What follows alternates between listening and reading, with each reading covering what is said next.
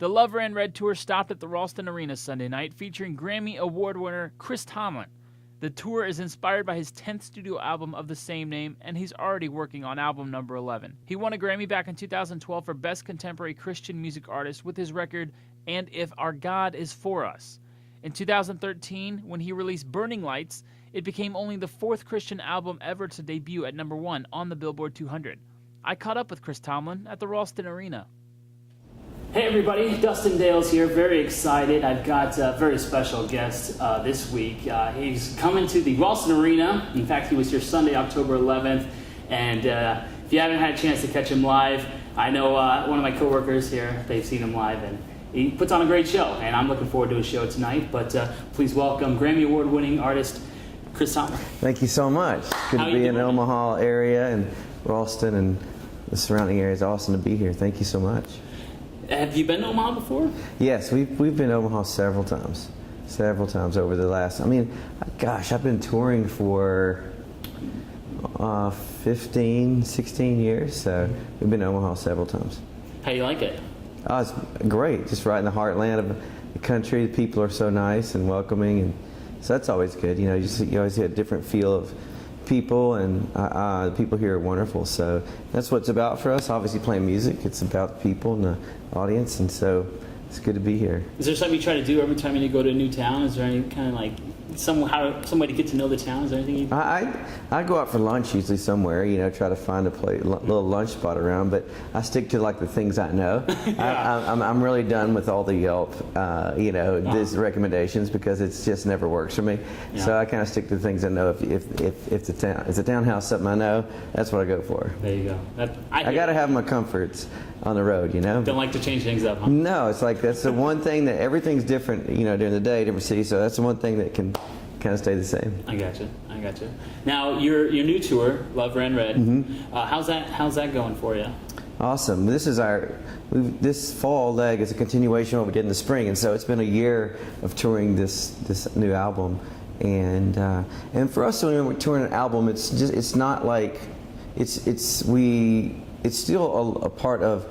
That's just a part of it, you know. For us, every night is the whole. I consider it the whole. I look at the whole scope of our music, mm-hmm. and what that looks like. And so when someone comes, they can expect to hear most of the songs they've grown to love over the years, and also some of the new ones as well. Mm-hmm.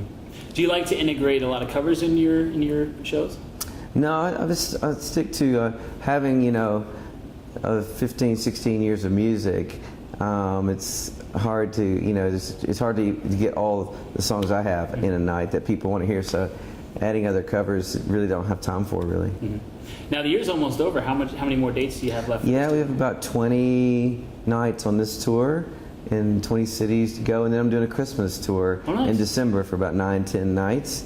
That'll be in like little small theaters, like a little small intimate Christmas night, which will be really different. I haven't done that in years, and so looking forward to that. Would that be just yourself, or with the whole band? The whole band will be there, and a girl named Lauren Daigle, who is just like, you know, taking off on like wildfire across the country, and Crowder will be with me on those. They'll be with me on that tour as well. So it'll be a pretty interesting, fun night. Now the tour's named after your latest album. It's your 10th studio album. And yes. Is there a song on there that really spoke to you, and you're like, man, when I record this? Yes, and that's the great question, because that is the title of the record, Love Ran Red. It comes from the song At the Cross, which is, you know, it was kind of the foundation of the record. It's like there's always one or two songs you're like, if every song could live up to this song, you know, that'd be special. But there's those special songs that come along, and that was this one, At the Cross. And obviously you know, I loved it because I named the record that, but it's really connected with people all over the country. It's been amazing on radio. It's been amazing in the church, and you know, every night. And it's been interesting to see like how it's grown. From the spring, we played it every night. It was a pretty good response, but it's really new. And now in the fall, we play it, and everybody knows it. It's like a whole different thing, and it's like a whole different experience when we play that song. And so that's always my favorite one to play every night is At the Cross. Yeah. Now, is there already a bunch of songs that you kind of got in mind for your next album that you're excited for? Well, we just released a single called Good Good Father, and that's kind of the first steps of our next record. And we're just always recording, and we'll put that together the first of next year and release it probably the middle of next year, and we'll see where it goes. But I've just been the songs are already brewing. I've already written lots of songs, but that doesn't mean that they're all any good. So we'll figure out which ones like start rising to the top, as the time progresses. And but Good Father, which is a song that I did not write, but every once in a while there's a song that comes along that is so special. And over the course of making records, I've usually put something on there I didn't write that I kind of wanted to carry and kind of like just bring to a wider audience. Indescribable was one early on. God of the City was one early on. I could go down the list. And so I heard this song, Good Father. My wife played it for me. She's like, you got to hear this song. And I found out it was a couple friends of mine who wrote it. Oh, really? And I didn't know who wrote it. And then I found out some friends of mine in Atlanta who wrote the song. And called them and said, can I record this? And so we've been working on that for most of the year, just kind of figuring out timing of that. And said, let's record it. Let's just do it this fall. And my goodness, it is such a special song. And so we'll play it at the concert tonight as well. And it's already up on iTunes and all that. But that's kind of the first steps of the new record. Gotcha. Now, is there a lot of people you like to collaborate with, or do you like to do stuff on your own? All the songwriting for me comes from collaboration. I mean, I have a group of guys that I've kind of written with and write at different times, and a few different guys in there in the mix. And so I think the strength of the songs have always come from collaboration. And I might have the idea or like a little spark of something, and then usually it's have such amazing songwriting friends that have the same heart. We're never like going for honestly, we just never sit down and go, okay, let's write a hit song. That's never the thing. It's like we want to write songs of worship for the church, and if it works for radio, great, but that's not the end goal. And so it's been pretty amazing to see how both of those things have worked. And that's why we try to stay in that kind of mindset of like, is this something people can sing? Is this something that I want to sing? I try to stay in that lane, Every year people are like, so what'd you do different? I'm like, well, really nothing. I'm trying to stay right in what I do best, and that's write songs that people can sing, and hopefully get better at it every year. Now, even though you've had a lot of success with the albums and with the tours and stuff, I understand you like to just get back to where your roots and go to the churches and sing at the churches. Is that right? Oh yeah. I mean, obviously, that's where the songs for me. That's what I am most thankful for, and probably what most I pray for, is that the songs would find its way into a local church. I mean, if it was just me traveling around these arenas and playing the songs, and that's as far as they went, it wouldn't be near as fun. But to know that these songs go deep into the fabric of the church, and people singing them, is the heart for me to sing, and it's the reason that I write these songs, and the reason I feel like God's given me this gift to do it. And so, just really, really grateful for that, how the songs find their way in the church. And I love going to different churches and hearing them played, and I had nothing to do with it, just leading the songs, and it's so fun every time to hear that. Now, I understand also that a few years ago, you opened your own church.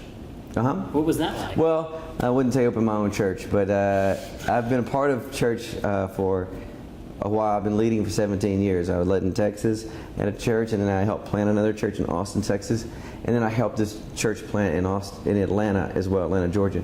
So that was 6 years ago, and and so now my wife and I have moved to Nashville. I feel like we're kind of putting our roots deep down and into outside of Nashville. It just seems now that I have kids, my world changed in the last few years, and I have a family now, and so all the priorities start shifting, and like, where are you going to live, where all these things, especially as far as where I work and where most of my work comes from when I'm home. And so we're going to be outside of Nashville, which is so interesting. I didn't ever know I'd live there.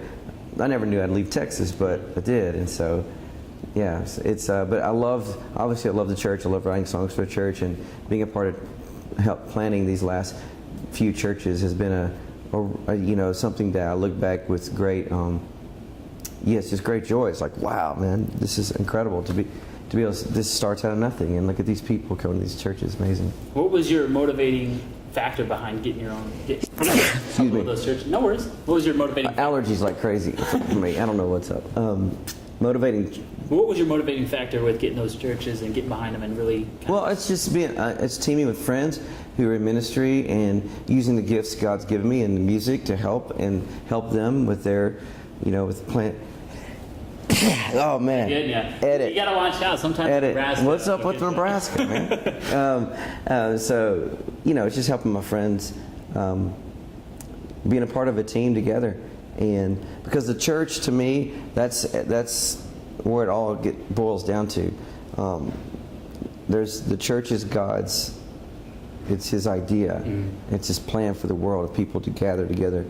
And it's not all great. It doesn't all work great, and it's all because it's got all us people like us running it, and so there's all the kinds of flaws in that. But it's beautiful, the church coming together, and so that's the heart of what it means to, for me to walk with God is to know His Word and to be in fellowship with people who are longing to follow God. And the church is a place for people people that don't have it all together. That's what I love, is like, I think so many people think the church is like, man, I got to have my life together to get there. And that's sad, because I think the church is a place for all of us who don't have it all together to come. And so I always want to be a part of that. And I feel like God's given me a gift to lead people from the music side of things. And so that's something that I've always had a passion for. Now, when you started out, you didn't see yourself as becoming this big musician, and now you've gotten all the right things accomplished. You got the Grammy, a bunch of Billboard. Yeah. Cool facts with that. You got the 2013 your album debuted at #1, which is only the fourth, I think, that's ever happened in Christian music. Right. So, at what point did you say, I'm going to make a living at this, and this is? That's a great question, because I never thought I would. I mean, it was a scary thing. I was in college and went to Texas A&M University, and I was going to be. I know. I'm really sorry. I know. Really sorry. You're right here in the Husker world. So I went there, and I thought I was going to be in sports medicine. I was just going to but I'd lead at these little Bible studies at school, and these songs started taking off in the churches, and people had no idea who I was, but these songs were really catching on, and I was in my apartment at school just every weekend traveling. Like, people were calling me, like, hey, we heard about, you do this music, would you come play at our church? You come play at our weekend thing. And I was like, how's all this happening? And God was really making a way. And I was like, and I was just at the crossroads of like, is this really a path that I could go down? Is like this something like, and it didn't make any sense, because I didn't have anybody in my family that was doing anything like this. And I didn't know how, there was no road maps. I was like, but I just took those steps of faith. I'm like, let's go for it. And it was, started out in me and my Forerunner and my guitar, and traveling around by myself, playing, and it was interesting days. And it all just kept. It was all small steps, real small steps, into where it is today, which I cannot believe where it is today. But it's been an amazing journey, and it's definitely something you look back and go, wow, God did this, because I sure didn't have the, the intelligence or the know-how to put this all together. Mm-hmm. So you got the Christmas tour coming up. Yes. You're working on a new album for early next year. Yes. Is there any other big projects you kind of looking forward to or getting in the works? I think that's about as much as I can handle, man. With family, with my 2 little girls, and I'm in the midst of all that. That's full time. I gotcha. Yeah. Well, very cool. I appreciate your time, Chris. Really. Make sure you check out his latest album, Love Ran Red. It's on store shelves now and iTunes. And absolutely. Thank you so much. Hope to see you back in Husker Nation soon. Husker Nation. All right. I like it.